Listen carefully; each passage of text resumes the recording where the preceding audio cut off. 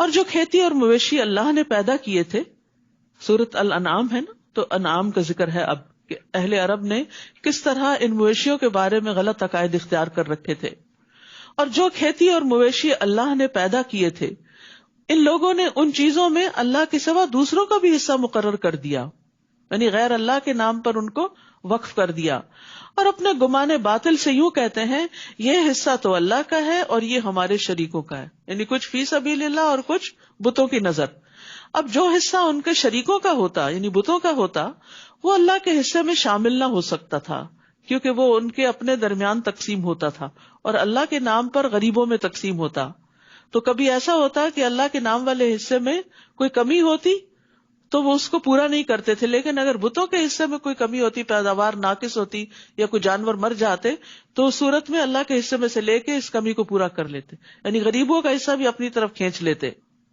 اور جو اللہ کا حصہ ہوتا وہ ان کے شریکوں کے حصے میں شامل ہو سکتا تھا. کتنا برا فیصلہ تھا جو وہ کرتے تھے. اسی طرح بہت سے مشرکوں کے لیے ان کے شریکوں نے اولاد کے قتل کو خوشنما بنا دیا، اپنے ہی بچوں کو مارنا تاکہ انہیں ہلاک کر دیں اور ان پر ان کے دین کو مشتبہ بنا دیں، اور اگر اللہ چاہتا تو وہ ایسا نہ کرتے.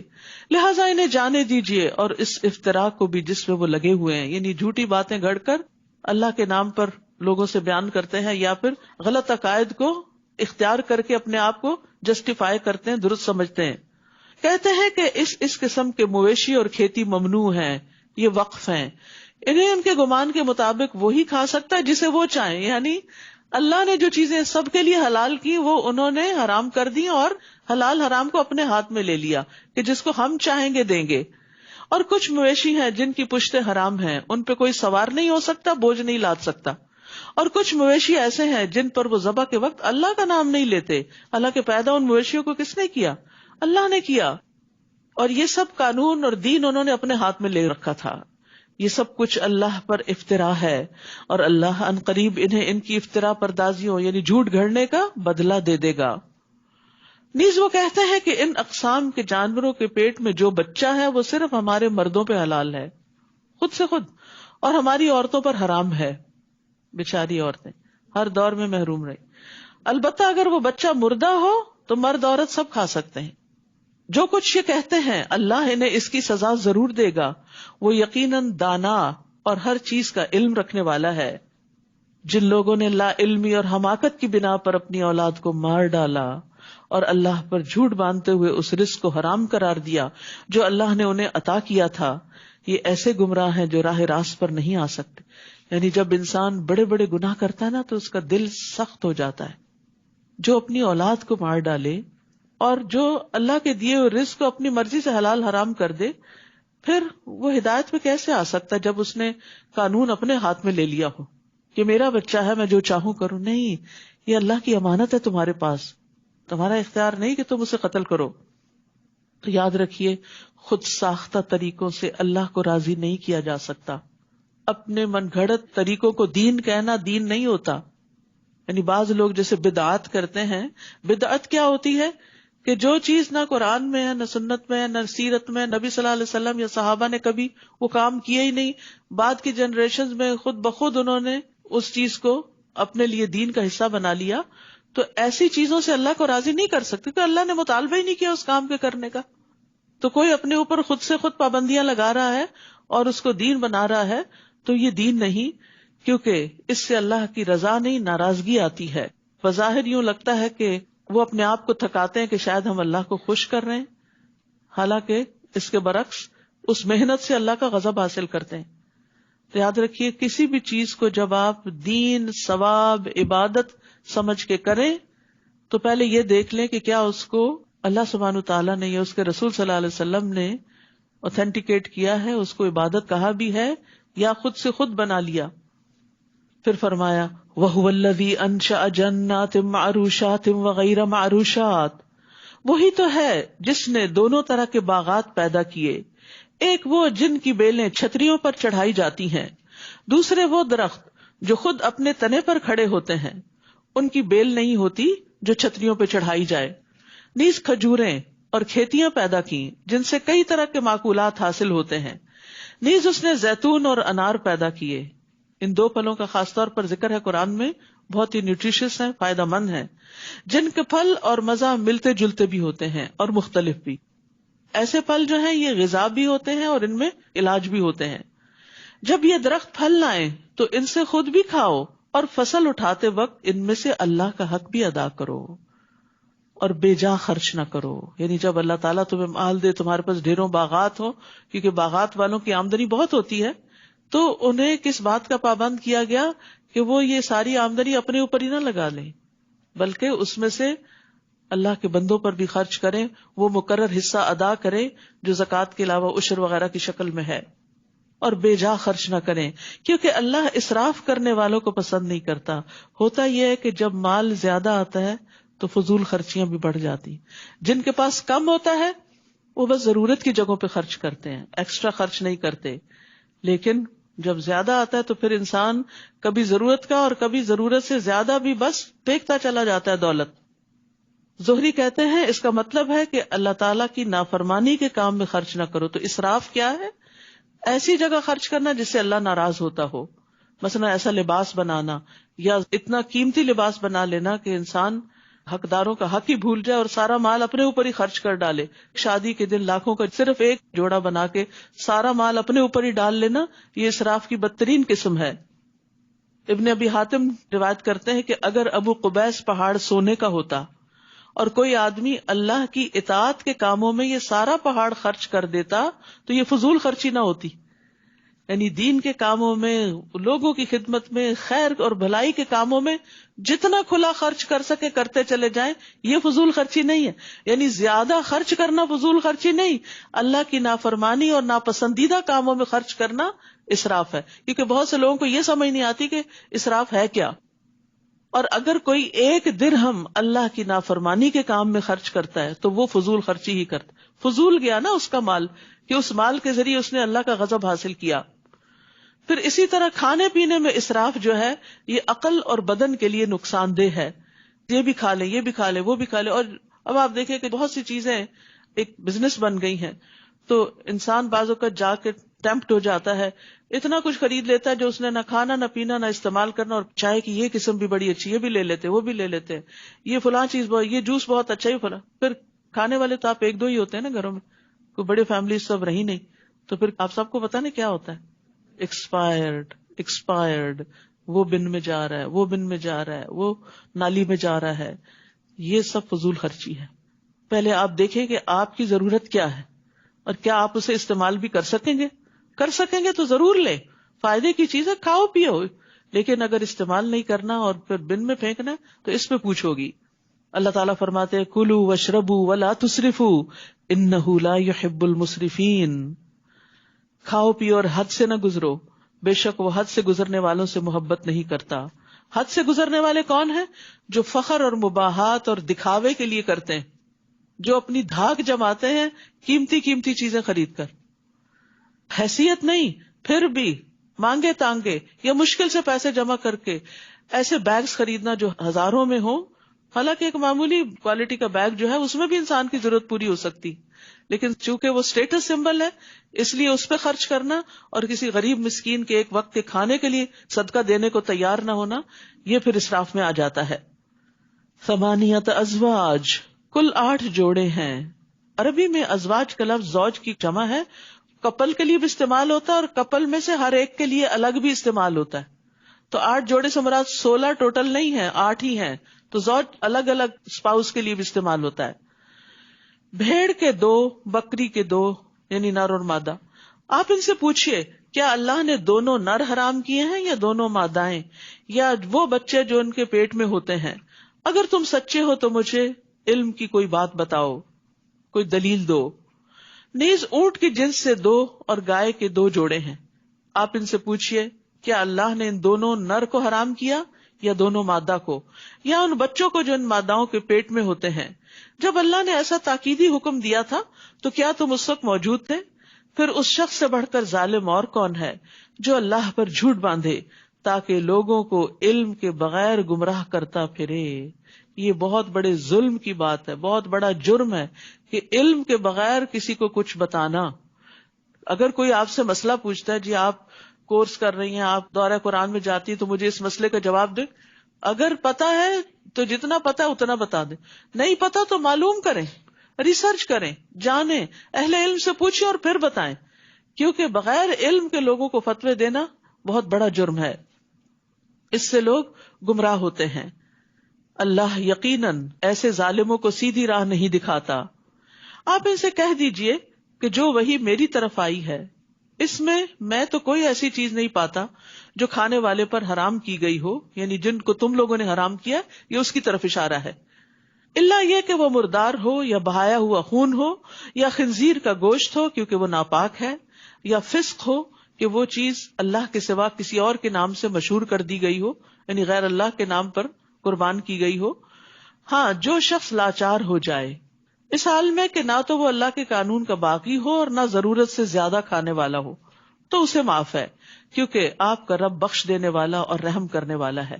اصل میں یہاں دلائل دیے جا رہے ہیں اہل عرب کے ان غلط قوانین کو ثابت کرنے کے کہ جو انہوں نے خود سے حلال اور حرام کے کچھ قاعدے بنا کر اللہ کی نعمتوں کو لوگوں پر حرام کر رکھا تھا, یا کبھی اپنے آپ پر بھی. اور جن لوگوں نے یہودیت اختیار کی ان پر ہم نے ہر ناخن والا جانور حرام کیا تھا, نیز ان پر گائے اور بکری کی چربی بھی حرام تھی, الا یہ کہ وہ پشت, آنتوں اور ہڈیوں سے چمٹی ہوئی ہو. ہم نے یہ چیزیں ان کی سرکشی کی سزا کے طور پر ان پہ حرام کی تھی, اصلاً حرام نہیں تھی, دین ابراہیمی میں حرام نہیں تھی. اور جو کچھ ہم کہہ رہے ہیں بالکل سچ کہہ رہے ہیں. اب یہاں مسلسل حلال و حرام کی بات ہو رہی ہے کیونکہ یہ دین کا حصہ ہے. ہمارا دین ایک مکمل دین ہے جو کھانے پینے کے معاملات میں بھی ہمیں رہنمائی دیتا ہے کہ انسان کے لیے کیا کھانا فائدہ مند ہے اور کیا کھانا نقصان دہ ہے. پھر اگر یہ آپ کو جھٹلائیں تو ان سے کہیے تمہارے رب کی رحمت بہت وسیع ہے کہ تم سزا سے بچے ہوئے ہو, ورنہ مجرموں سے اس کا عذاب ٹالا نہیں جا سکتا. یہ مشرک جواباً کہہ دیں گے اگر اللہ چاہتا تو نہ ہم شرک کرتے اور نہ ہمارے آباء و اجداد اور نہ ہم کسی چیز کو حرام ٹھہراتے. یہ جو دلیل ہے نا, اور یہ بات یہ اکثر لوگ کرتے ہیں اپنے غلط اعمال کو جسٹیفائی کرنے کے لیے. اللہ چاہتا تو ہم بھی نمازیں پڑھتے, جب کہنا نماز پڑھ لی, جب اللہ چاہے گا تو پڑھیں گے. بھئی آپ کب چاہیں گے؟ آپ بھی تو چاہیں. جو چاہتا ہے من جدہ وجدہ, اللہ تعالیٰ اس کو عطا کر دیتا ہے. لیکن جس کی اپنی نیت اور اپنا ارادہ ہی کھوٹا ہوتا ہے اور جو ہدایت کی طرف آنا نہیں چاہتا, تو اللہ سبحانہ وتعالیٰ کا یہ قانون نہیں کہ زبردستی لوگوں کو ہدایت کی طرف لائے. اسی طرح ان لوگوں نے بھی جھٹلایا جو ان سے پہلے تھے, حتیٰ کہ انہوں نے ہمارے عذاب کا مزہ چکھ لیا. آپ ان سے کہیے کہ اگر تمہارے پاس کوئی علم کی بات ہے تو لاؤ ہمیں دکھاؤ, تم تو محض ظن کے پیچھے پڑے ہوئے ہو اور جو بات کرتے ہو بلا دلیل کرتے ہو. قل فللہ الحجۃ البالغہ فلو شاء لہداکم اجمعین. آپ ان سے کہیے کہ تمہارے ظن کے مقابلے میں اللہ کی حجت کامل ہے, اللہ کے دلائل مضبوط ہیں. اگر وہ چاہتا تو تم سب کو ہدایت دے دیتا, یعنی وہ زبردستی تمہیں ان دلائل کا قائل کر دیتا, لیکن یہ اس کا طریقہ نہیں. اس نے انسان کو آزادی رائے دے رکھی ہے, عقل دے رکھی ہے کہ انسان سوچ سمجھ کر اور ہدایت کی روشنی میں خود صحیح راستہ اختیار کرے. آپ ان سے کہیے اپنے وہ گواہ تو لاؤ جو یہ گواہی دیں کہ اللہ نے فی الواقع ان چیزوں کو حرام کیا ہے. پھر اگر وہ گواہی دے بھی دیں تو آپ ان کے ساتھ گواہی نہ دینا, نہ ہی ان لوگوں کی خواہشات کے پیچھے لگنا جو ہماری آیات کو جھٹلاتے ہیں اور جو آخرت پر ایمان نہیں رکھتے اور دوسروں کو اپنے رب کا ہمسر بناتے ہیں. قل تعالوا اتل ما حرم ربکم علیکم اللہ تشرکوا بہ شیئا وبالوالدین احسانا. آپ ان سے کہیے آؤ میں تمہیں پڑھ کر سناؤں کہ تمہارے رب نے تم پر کیا کچھ حرام کیا ہے. تو قرآن پڑھ کر سنانے کا حکم ہے, کیونکہ سن کر بات زیادہ سمجھ میں آتی ہے, اور اس لیے بھی کہ قرآن مجید اللہ کا کلام ہے, تو کلام کو کلام کی شکل میں کنوے کیا جائے تو بات زیادہ دل پہ لگتی ہے. پڑھنے کا بھی فائدہ ہے کہ آپ اکیلے بیٹھ کے تفسیر پڑھیں, سمجھیں, جانیں, لیکن جب آپ سنتے ہیں تو بات دل پہ جا لگتی ہے. تو یہاں پر پڑھ کے سنانے کا حکم ہے نبی صلی اللہ علیہ وسلم کو, اور آپ لوگوں کو لکھ کر چیزیں نہیں دیتے تھے, سنایا کرتے تھے. آؤ میں تمہیں پڑھ کر سناؤں کہ تمہارے رب نے تم پر کیا کچھ حرام کیا ہے, اور وہ یہ باتیں ہیں کہ اس کے ساتھ کسی کو شریک نہ بناؤ, شرک حرام ہے, ان الشرک لظلم عظیم. اور یہ کہ والدین سے اچھا سلوک کرو. والدین کی نافرمانی حرام ہے، ان کو ستانا حرام ہے.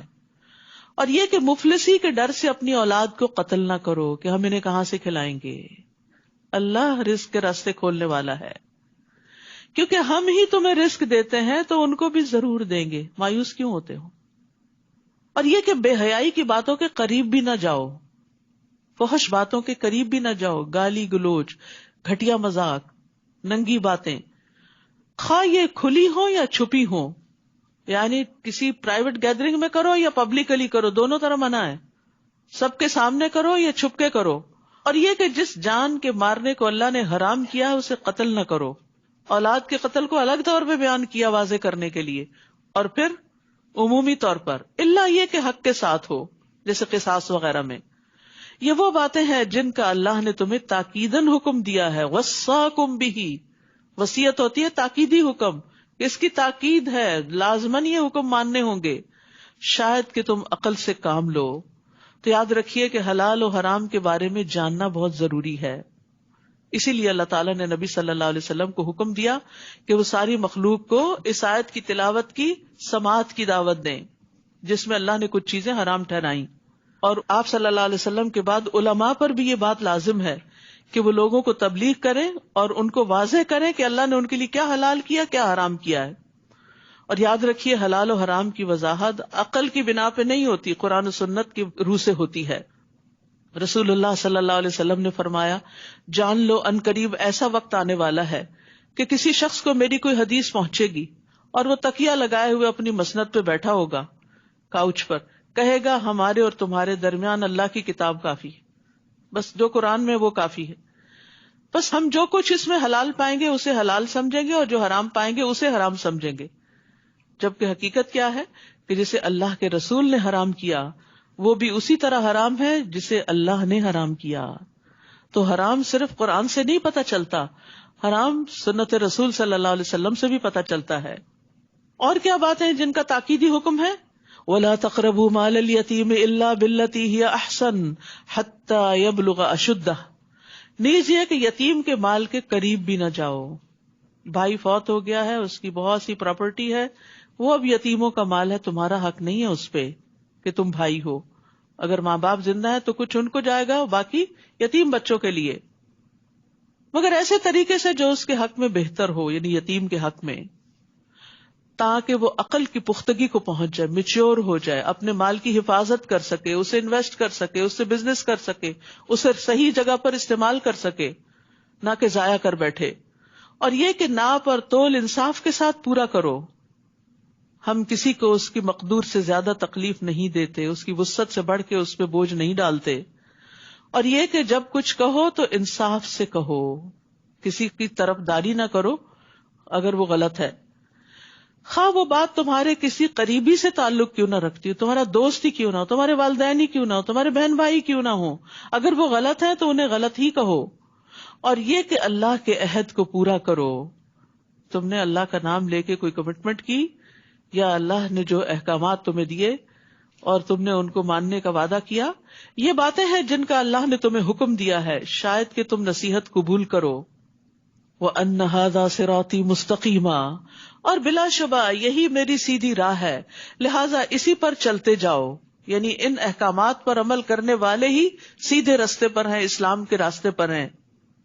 اور دوسری راہوں پر نہ چلو، یعنی اپنی خواہشات کی پیروی نہ کرو. لوگوں کو مت دیکھو کہ وہ عمل کرتے ہیں یا نہیں، کیونکہ بعض اوقات ہم یہ دلیل دے دیتے ہیں نا سبھی ایسا کرتے ہیں، تو یہ حجت نہیں ہوتی کہ سبھی ایسا کرتے ہیں یا نہیں کرتے. دیکھنا یہ ہے کہ اللہ نے بھی اس کی اجازت دی ہے یا نہیں دی. اور دوسری راہوں پر نہ چلو ورنہ وہ تمہیں اللہ کی راہ سے ہٹا کر جدا جدا کر دیں گی، تفرقہ بھی ہو جائے گا اور تم صراط مستقیم سے دور نکل جاؤ گے. اللہ نے تمہیں انہی باتوں کا حکم دیا ہے تاکہ تم بچ جاؤ، یعنی برے انجام سے. پھر ہم نے موسیٰ کو ایسی کتاب دی جو نیک روش اختیار کرنے والے کے لیے مکمل تھی اور اس میں ہر ضروری بات کی تفصیل بھی تھی. اور یہ کتاب ہدایت اور رحمت بھی تھی، اور اس لیے دی تھی تاکہ لوگ اپنے رب سے ملاقات پر ایمان لے آئیں. وَهَذَا كِتَابٌ أَنزَلْنَاهُ مُبَارَكٌ، اور یہ کتاب یعنی قرآن مجید جو ہم نے نازل کی ہے بڑی بابرکت ہے. لہٰذا اس کی پیروی کرو، اس کو فالو کرو، اور اللہ سے ڈرتے رہو. اس کو پڑھ کے سمجھ کے اس پہ عمل کر کے بھی ڈرنا ہے تاکہ تم پہ رحم کیا جائے. تو اللہ کی رحمت کس پہ ہوتی ہے؟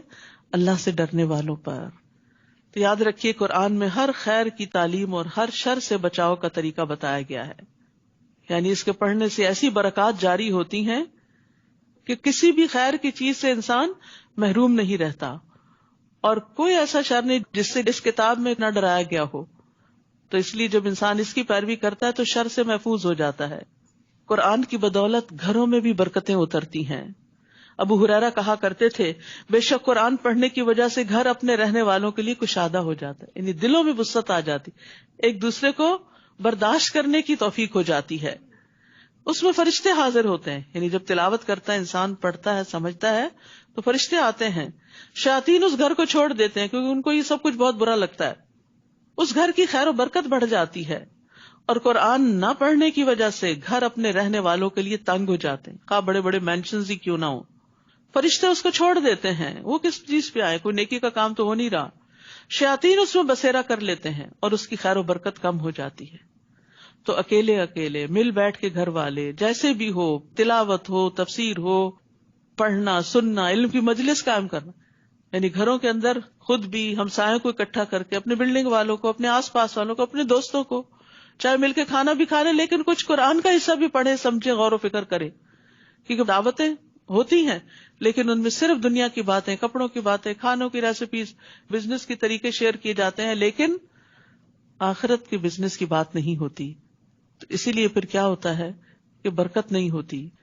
تو اللہ کی رحمت اور برکت سمیٹنے کے لیے گھروں کے اندر قرآن کے پڑھنے پڑھانے کے سلسلے جاری کرنے چاہیے، چاہے once a week, once a month, once a year, جس طرح بھی ہو. خود ذاتی طور پہ تو روز ہی پڑھنا چاہیے، ڈیلی مطالعہ کا ایک حصہ ہونا چاہیے، لیکن سب کے ساتھ اکٹھے بیٹھ کر بھی ہونا چاہیے، کیونکہ جس مجلس میں اکٹھے بیٹھ کے ذکر کیا جاتا ہے اس کو فرشتے ناپ لیتے ہیں. ان تقولوا انما انزل الكتاب على طائفتين من قبلنا وان كنا عن دراستهم لغافلين. نیز اس لیے یہ کتاب نازل کی کہ تم یہ نہ کہہ سکو کہ کتاب تو ہم سے پہلے کے دو گروہوں یعنی یہود و نصارہ پر ہی اتاری گئی اور ہم تو ان کے پڑھنے پڑھانے سے بے خبر رہے، یعنی ہم ان کی کتابوں سے بے خبر تھے. یا یہ کہنے لگو کہ اگر کتاب ہم پر اتاری جاتی تو ہم یقیناً ان سے زیادہ ہدایت یافتہ ہوتے. تو اب تمہارے رب کی طرف سے تمہارے پاس ایک واضح دلیل، ہدایت اور رحمت آ چکی ہے. پھر اس شخص سے بڑھ کر ظالم اور کون ہوگا جو اللہ تعالیٰ کی آیات کو جھٹلائے اور ان سے کنی کترائے، یعنی مانے نہ اور ان کو اوائڈ کرے. اور جو لوگ ہماری آیات سے کنی کتراتے ہیں انہیں ہم ان کے اس عمل کی بہت بری سزا دیں گے. کیا یہ اسی بات کا انتظار کر رہے ہیں کہ ان کے پاس فرشتے آئیں؟ یعنی مانتے کیوں نہیں؟ کیا فرشتوں کی آمد کا انتظار ہے؟ یا خود آپ کا رب آ جائے یا اس کی کوئی نشانی یعنی معجزہ آئے؟ جس دن کوئی ایسا معجزہ آ گیا تو اس وقت کسی کا ایمان لانا اسے کچھ فائدہ نہ دے گا جو اس سے پیشتر ابھی تک ایمان نہ لایا ہو یا اپنے ایمان کی حالت میں نیکی کے کام نہ کیے ہوں. آپ ان سے کہیے کہ تم بھی انتظار کرو، ہم بھی انتظار کرتے ہیں. تو یاد رکھیے کہ موت کے آنے سے پہلے پہلے نیک عمل کر لینے چاہیے. جب موت آ جاتی ہے تو پھر تو توبہ بھی قبول نہیں ہوتی. وَأَنفِقُوا مِمَّا رَزَقْنَاكُمْ مِنْ قَبْلِ أَنْ يَأْتِيَ أَحَدَكُمُ الْمَوْتُ فَيَقُولَ رَبِّ لَوْلَا أَخَّرْتَنِي إِلَىٰ أَجَلٍ قَرِيبٍ فَأَصَّدَّقَ وَأَكُن مِّنَ الصَّالِحِينَ.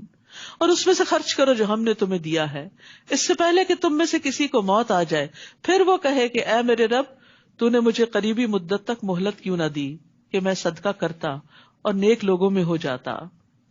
ابو ہریرہ کہتے ہیں ایک شخص نے نبی صلی اللہ علیہ وسلم سے کہا اے اللہ کے رسول کون سا صدقہ افضل ہے؟ آپ نے فرمایا تم اس حال میں صدقہ کرو کہ تم صحت مند ہو، مالدار ہونے کی توقع رکھتے ہو اور فقر سے ڈرتے ہو، اور اتنی دیر مت لگاؤ کہ جب جان حلق تک آ جائے تو کہنے لگو فلاں کو اتنا اور فلاں کو اتنا دے دو، حالانکہ اب تو وہ فلاں کا ہو ہی چکا، اب تو انہیں کو ہی جائے گا، تم نہ بھی کہو تو اپنے ہاتھ سے دینا افضل ہے بنسبت اس کے کہ آپ چھوڑ جائیں اور لوگ جیسے چاہیں اس میں تصرف کریں. اور ایک اور بات جو اس آیت سے پتہ چلتی ہے او کسبت فی ایمانہا خیرا، کہ ایمان لانے کے بعد نیکی کا ہر عمل انسان کو اچھے مرتبے تک پہنچاتا ہے. ابو ذر کہتے ہیں میں نے کہا اللہ کے رسول کون سی چیز بندے کو آگ سے نجات دلاتی ہے؟ آپ نے فرمایا اللہ پر ایمان لانا. میں نے کہا اللہ کے نبی کیا ایمان کے ساتھ عمل بھی ضروری ہے؟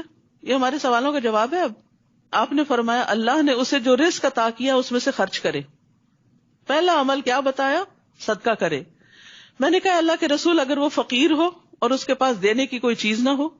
آپ نے فرمایا پھر وہ نیکی کا حکم دے اور برائی سے روکے. میں نے کہا اللہ کے رسول اگر وہ ایسا کرنے سے بھی عاجز ہو، علم ہی کوئی نہیں، پتہ ہی نہیں، اور نیکی کا حکم دینے اور برائی سے روکنے کی طاقت بھی نہ ہو؟ آپ نے فرمایا کسی بے ہنر کو کوئی ہنر سکھا دے. کھانا پکانا آتا ہے کسی اور کو بھی سکھا دے. اسی طرح کوئی اور کام آتا ہے تو دوسروں کو وہ کام ہی سکھا دیں. میں نے کہا اگر وہ خود بھی بے ہنر ہو، پھوڑنے رہا، اور کچھ کرنے کی طاقت نہ رکھتا ہو، کیونکہ کچھ لوگ ایسے ہوتے نکم میں ہاتھ پہ ہاتھ رکھ کے بیٹھے رہتے ہیں، کچھ نہیں سیکھتے، نہ دین نہ دنیا، کچھ نہیں آتا، پھر آپ دیکھیں کہ کتنی ذلت اٹھاتے ہیں، ہر ایک کی باتیں سنتے ہیں، ہر ایک کی نگاہوں میں حقیر ہوتے ہیں. آپ نے فرمایا پھر کسی مغلوب یعنی مظلوم کی مدد کر دے. میں نے کہا اگر وہ ضعیف اور مظلوم کی مدد کی طاقت نہ رکھتا ہو؟ آپ نے فرمایا تم تو اپنے بھائی میں کوئی خیر و بھلائی چھوڑنا ہی نہیں چاہتے. ابو ہریرہ رضی اللہ عنہ کے سوالات ایسے تھے کہ وہ چاہتے تھے کہ آخری درجے کا بھی نیکی کا کام کوئی پتہ چل جائے کہ کوئی محروم نہ رہے. تو فرمایا ایسے شخص کو چاہیے کہ وہ لوگوں کو تکلیف نہ دے.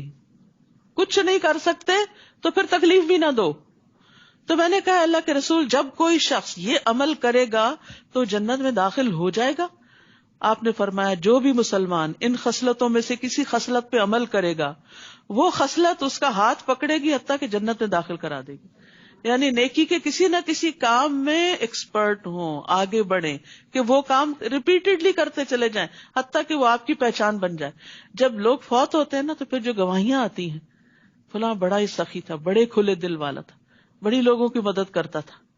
تو آپ سوچئے آپ کی اسپیشلٹی کیا ہے، آپ کس نام سے جانے جائیں گے. یہ نہیں کہ دکھاوا اور ریاکاری کے لیے کہ میں لوگوں میں مشہور ہو جاؤں، نہیں. کون سا کام ایسا ہے جو آپ دل لگا کے کرتے ہیں اور کرتے ہی رہتے ہیں، کوئی آپ کو اچھا کہے برا کہے، آپ نے اپنی زندگی کا اصول بنا لیا کہ میں نے یہ کرنا ہے. کیونکہ ہوتا پتہ کیا ہے، ہمارے اندر بہت سا ٹیلنٹ بھی ہوتا ہے، بہت ذہانت ہوتی ہے، ہمیں کام بھی آتا ہوتا ہے، ہم کرنے لگتے ہیں، ایک چھوٹی سی بات کسی کی ہمیں اوفینڈ کر دیتی ہے، ہم سب کچھ چھوڑ کے بیٹھ جاتے ہیں. ایسے لوگ کہیں کے بھی نہیں رہتے. تو یاد رکھیے جو نیکی کا کام کرنے والا ہو وہ ثابت قدم ہوتا ہے، مستقل مزاجی سے، کسی بات کی پرواہ نہیں کرتا، وہ ان سب باتوں سے اوپر اٹھتا ہے. ظاہر ہے بلند درجے اسی کے ہوں گے جو ان باتوں سے اوپر اٹھے گا. کوئی آپ کی تعریف کرے، کوئی آپ پہ تنقید کرے، ان چیزوں سے بے نیاز ہو جائیں. اللہ کی نظر میں آپ کا بلند مقام ہی اصل بلندی ہے. لوگوں کے دل تو بدلتے رہتے ہیں، لوگ آج تعریف کریں گے کل تنقید شروع کر دیں گے، پھر آپ کہاں کھڑے ہوں گے؟ کیا ان سے اپنی ججمنٹ لیں گے کہ آپ کون ہیں؟ آپ کو خود پتا ہونا چاہیے آپ کون ہیں، اور اس کے بعد یہ کہ اللہ کی نظر میں آپ کا مقام کیا ہے، اس کی فکر ہونی چاہیے. پھر فرمایا ان الذین فرقوا دینہم وکانوا شیعا، جن لوگوں نے اپنے دین میں تفرقہ ڈالا اور کئی فرقے بن گئے، یعنی اپنی اپنی خواہشات کے مطابق دین کو لیا اور ایک دوسرے کو برا بھلا کہنے لگے، ان سے آپ کو کچھ سروکار نہیں، یعنی گروہ بندی سے آپ بیزار ہیں. ان کا معاملہ اللہ کے سپرد ہے، پھر وہ خود ہی انہیں بتلائے گا کہ وہ کن کاموں میں لگے ہوئے تھے. تو یاد رکھیے فرقہ واریت سے بچنے کی تلقین کی جا رہی ہے. من جاء بالحسنۃ فلہ عشر امثالها، جو کوئی اللہ کے ہاں کوئی نیکی لے کر آئے گا تو اسے اس نیکی کا 10 گنا ثواب ملے گا. ایک نیکی ملٹی پلائی بائی 10. اور جو کوئی برائی لے کر آئے گا اسے اتنی ہی سزا دی جائے گی. 1 multiply by 1 equal to 1. جتنی اس نے برائی کی تھی، اور ان پر ظلم نہیں کیا جائے گا. تو یہ اللہ کا بندوں پر بڑا ہی احسان ہے. حتیٰ کہ اس احسان کی مزید تفصیل حدیث سے پتہ چلتی ہے. ابن عباس کہتے کہ رسول اللہ صلی اللہ علیہ وسلم اپنے رب تبارک و تعالیٰ سے روایت کرتے ہوئے فرماتے، اور اس کو حدیث قدسی کہا جاتا ہے، کہ بے شک اللہ نے نیکیاں اور برائیاں لکھی، پھر ان کو بیان کر دیا. پھر جس نے نیکی کا ارادہ کیا، نیت کر لی لیکن عمل نہ کر سکا، کوئی مصروفیت آڑے آ گئی، کوئی اور وجہ بن گئی، تو اللہ نے اس کے لیے اپنے پاس ایک مکمل نیکی لکھی، وہ بھی لکھا گیا. اور اگر اس نے ارادہ کرنے کے بعد عمل بھی کر لیا تو اللہ نے اس کے لیے اپنے پاس 10 نیکیوں سے لے کر 700 بلکہ اس سے بھی زیادہ لکھا کہ کون کتنے خلوص کے ساتھ، کتنی محبت اور چاہت کے ساتھ اچھا کام کرتا ہے. اور جس نے کسی برائی کا ارادہ کیا پھر اس پر عمل نہیں کیا تو اللہ نے اس کے لیے اپنے پاس ایک مکمل نیکی لکھ لی. بری نیت تھی لیکن چھوڑ دی تو اس پر بھی نیکی مل گئی. یہ ہے نا اللہ کی رحمت اور فضل. اور اگر اس نے ارادہ کرنے کے بعد عمل بھی کر لیا تو صرف ایک برائی لکھی. تو آپ سوچئے کہ اگر اس ریشو کے ساتھ بھی کسی کی برائیاں نیکیوں سے اوپر ہو جائیں تو پھر اس کا انجام کیا ہونا چاہیے. اللہ نے تو ہمیں نیکیاں کمانے کے کھلے موقع عطا کیے اور ایک ایک نیکی کو پہاڑ بنا دیا. تو پھر بھی اگر کسی کی نیکیاں کم ہیں اور برائیاں ہی اس نے زیادہ کی تو پھر واقعی وہ برائی شخص ہے. قل اننی ہدانی ربی الی صراط مستقیم دینا قیما ملت ابراہیم حنیفا وما کان من المشرکین. آپ ان سے کہیے کہ میرے رب نے مجھے سیدھی راہ دکھا دی ہے, یہی وہ مستحکم دین ہے جو ابراہیم حنیف کا طریقے زندگی تھا اور سیدنا ابراہیم مشرکوں میں سے نہ تھے.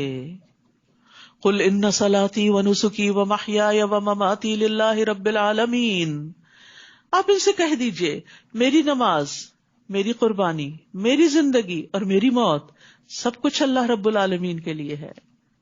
اللہ ہم سے ہر کام میں اخلاص مانگتا ہے, چاہے ہماری نماز ہو, جسمانی عبادات ہو, چاہے ہماری قربانی ہو, مالی عبادات ہو, زندگی پوری کچھ بھی ہم کریں, چاہے ہماری موت کا وقت ہو, ہر موقع پر اللہ ہی کو یاد رکھنا ہے, اللہ ہی کے لیے سب کام کرنے ہیں.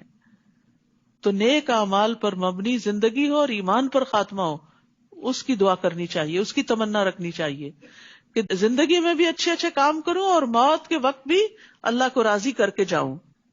یعنی میری زندگی نیک عمل کے ساتھ ہو اور مروں تو اللہ رب العالمین کی ذات پر ایمان رکھتے ہوئے مروں.